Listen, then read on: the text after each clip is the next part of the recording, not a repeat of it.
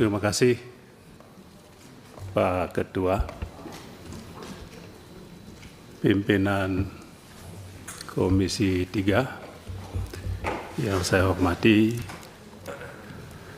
Bapak Ibu anggota Komisi 3 yang saya banggakan, yang saya hormati Wakil Ketua MPR, ya, ada adinda saya tadi, dan juga saya hormati, banggakan Wakil Ketua Komisi 7 DPR, ya, Wakil Ketua. Ya.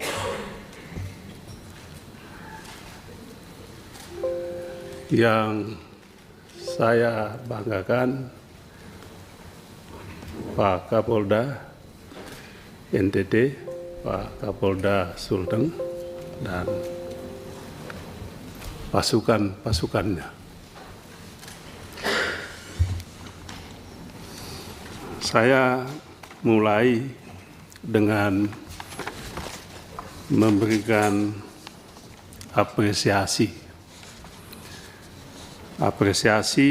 kepada pimpinan Dewan, kepada pimpinan Komisi 3 yang telah memungkinkan kegiatan ini di pagi ini. Hal yang tidak pernah dilakukan sebelumnya oleh pimpinan Dewan sejak reformasi. Apresiasi lebih karena diperbolehkannya pimpinan DPD, pimpinan majelis yang sangat kita banggakan, hormati, anggota DPR juga, untuk duduk menjadi pendamping masyarakat yang diwakili untuk menyampaikan pengaduan kepada lembaga dewan yang saya hormati.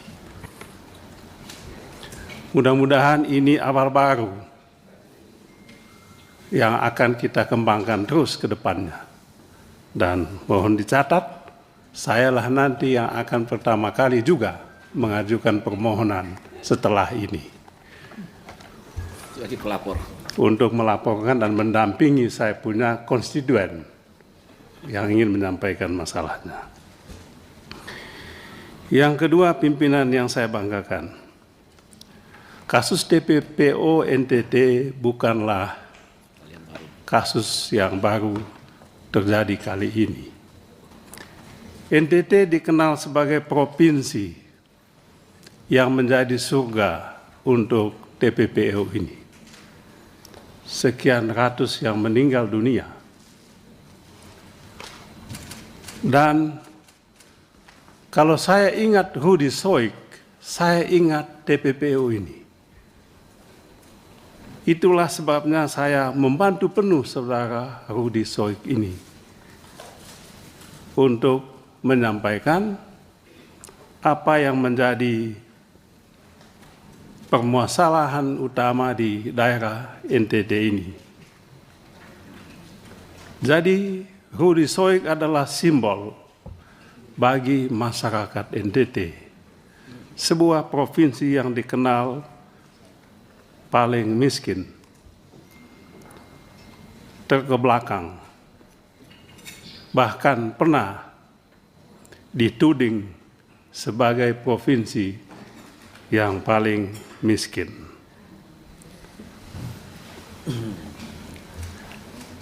Oleh sebab itu, kalau saudara Rudi Soik pada saat ini diperlakukan dalam tanda kutip tidak manusiawi, maka tidak aneh kalau segenap tokoh di NTT angkat bicara soal ini.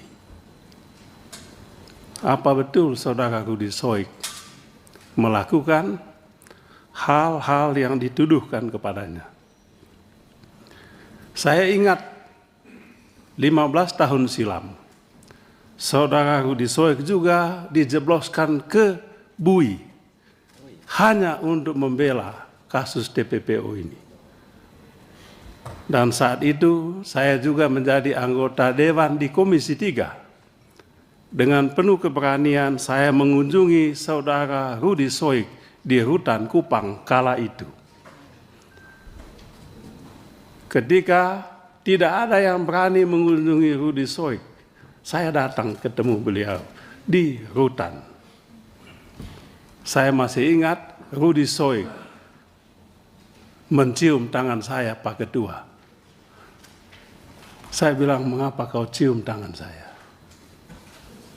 Kaulah Tuhan bagi saya, kata dia. Karena pada saat ini, dikala saya susah, Bapak datang ketemu saya. Itulah awal saya kenal Rudy Soik ini.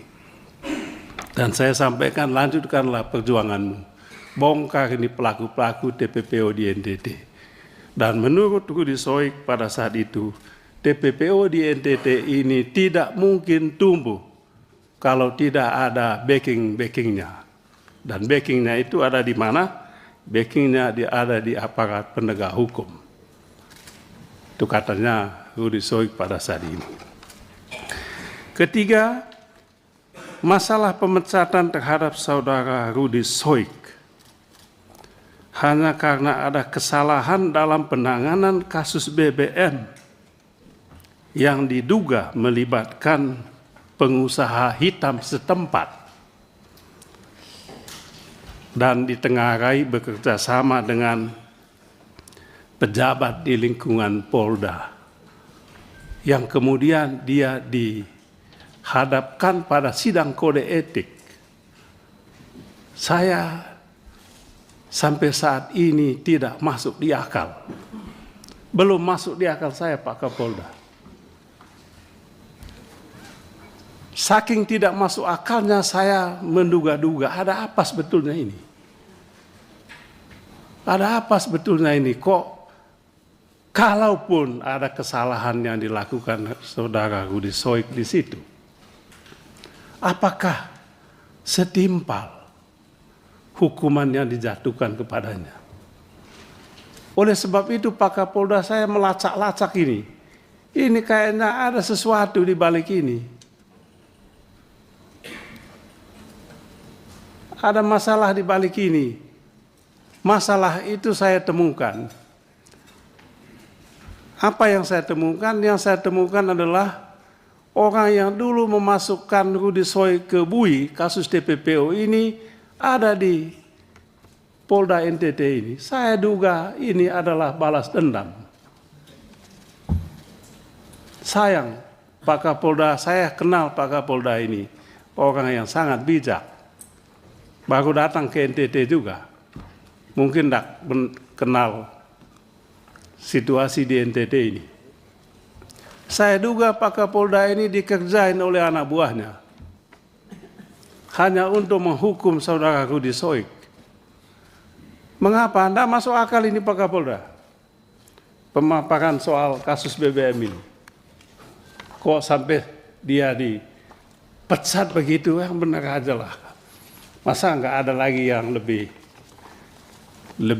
bijak lagi. Oleh sebab itu, pimpinan, saya sebetulnya sangat sayang pimpinan tertinggi institusi Polda di provinsi sampai dipanggil ke pusat begini.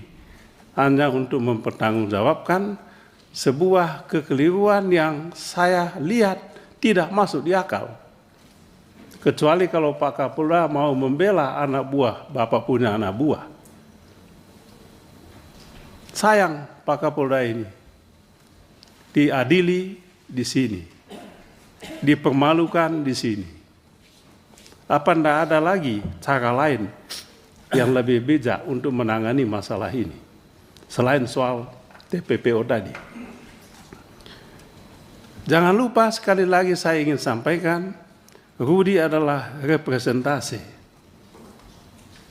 simbol untuk masyarakat NTT. Oleh sebab itu, kehati-hatian dalam penanganan kasus Rudy Soik ini penting kita lakukan.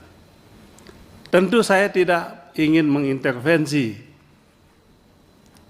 soal hukuman yang diberikan kepada yang bersangkutan, tetapi adalah kewajiban kami untuk meminta pertanggungjawaban. Belum cukup masuk di akal sehat publik, Saudara Rudy Soik diberhentikan dengan tidak hormat hanya karena mengungkapkan pelaku pengusaha hitam yang menjual beli BBM subsidi. Ini pengkhianatan terhadap rakyat sebetulnya.